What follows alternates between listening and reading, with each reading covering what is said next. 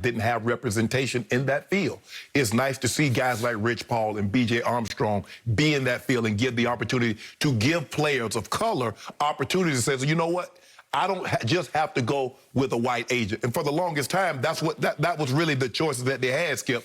And I know Rich Paul catches a lot of criticism because of LeBron. But people didn't have a problem with David Falk. David Falk represented damn near half the NBA, Skip, and you know that. He had Michael Jordan with his famous, but he had Alonzo Mourning, Dikembe Mutombo. He had go back and look at the list of clients that David Falk had. And you look at Dan Fagan, and you look at Bill Duffy and Leon Rose before he took over. They had guys, and nobody offered criticism. Rich Paul get LeBron, and then he get Anthony Edwards, he got AD, and he get a few other guys. Whoa, what he doing? He doing something wrong. That's just the way it is. Skip, they said, okay, you didn't really need a degree. You can get certified to be an agent. Rich Paul started getting clients. Well, we're going to do away with certification. You got to go to school and get a 4-year degree. They do everything they possibly can. Skip, as a player, you should be able to choose whomever you want, who's the best suits you. Skip, obviously, being a professional athlete, I had an opportunity to, but at the time, when I interview somebody, who's going to be the best fit for me? Yep. It's not for me. It was never about I wanted to have a personal relationship, and that's what I've been. I mean, I've had the same agent for 25 years, and so we have a relationship. But Rich is right, Skip. It's hard. I don't know. I can't honestly say, Skip, that I know any. Even when I was in the league, I don't know of a white player that had a black agent. There weren't very many. Eugene Parker. Lamont Smith. Yep. There were a few, Skip. There were a few. Hey, Eugene Parker, all-timer. Yeah, Eugene, rest his soul. He represented time. He represented a lot. Rocky Arsenault. Now David Muguleta is a very prominent young brother out of Austin. He's doing a great job. But, Skip, I just think the thing is that a lot of times for whites, they normally do think that I'm going to get somebody that looks like me, talks like me, traveling the same circle. And I'm glad, like I said, Rich Paul, B.J. Armstrong, some of the other guys have given men of color that's in profession, giving them opportunities to branch out and say, you know what, you just don't have to accept that. There are people that look like you that can set you on the right track and help you get to financial security also. Okay. So, Rich said in the New Yorker article, one big picture comment was, I think there's always going to be that cloud over America. Got it. Agree. Now let's go smaller picture. Yes. Rich, I've said many times on this show, I love Rich Paul. I think he's really, really good at what he does. And it wasn't because LeBron staked him or opened the doors for him. It's because he can do it in and of himself on his own. He can stand tall. He's not the tallest man, but he stands tall as an agent. And all I can say is, if I played in the NBA, and I'm obviously white, I would want him to be my agent because he's top drawer to me. That's just me. I've got a great agent now. Nick Kahn, he's the best sports media agent, so I don't need Rich in my endeavor, my field of endeavor.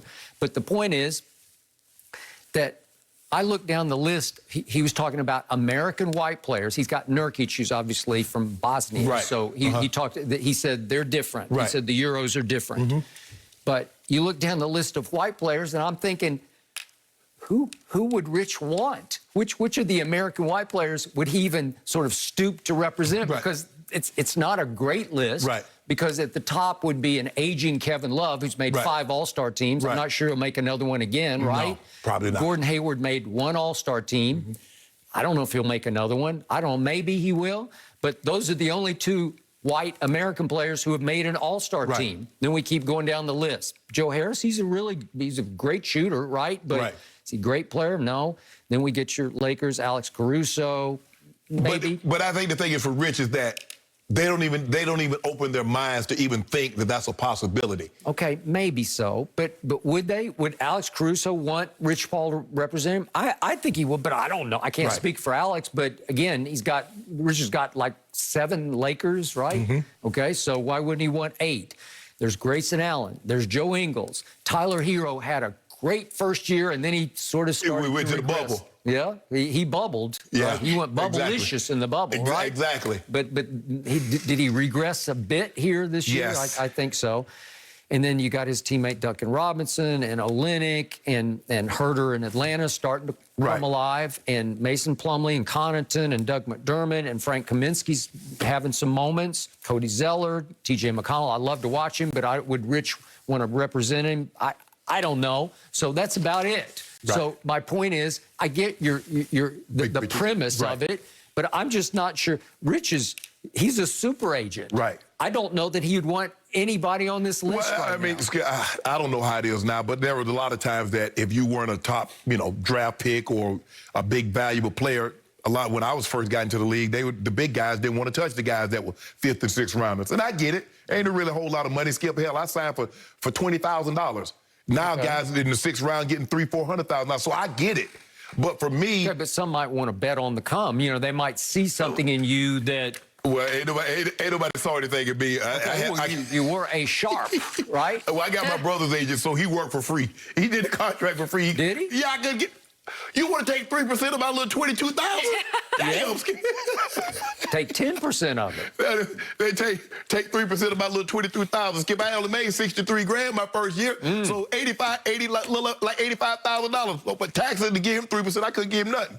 What was your brother making at that point? Well, he was the 7th pick in the first round, so he was making good, so you pay it.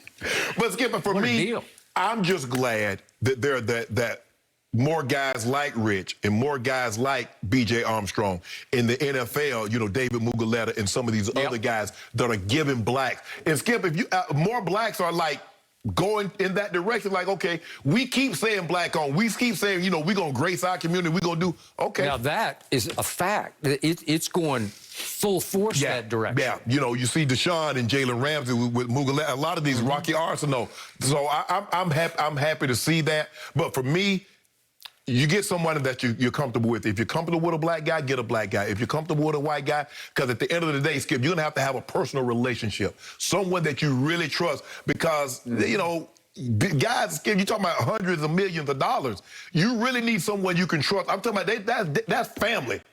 That I can pick up the phone at any time of the night and call him, and I get you on the phone. Hey, I consider that the essence of your career. Yes. It's the #1 building block to have a successful career is you better have that guy in place, and you better be able to trust him. You got to. You got to.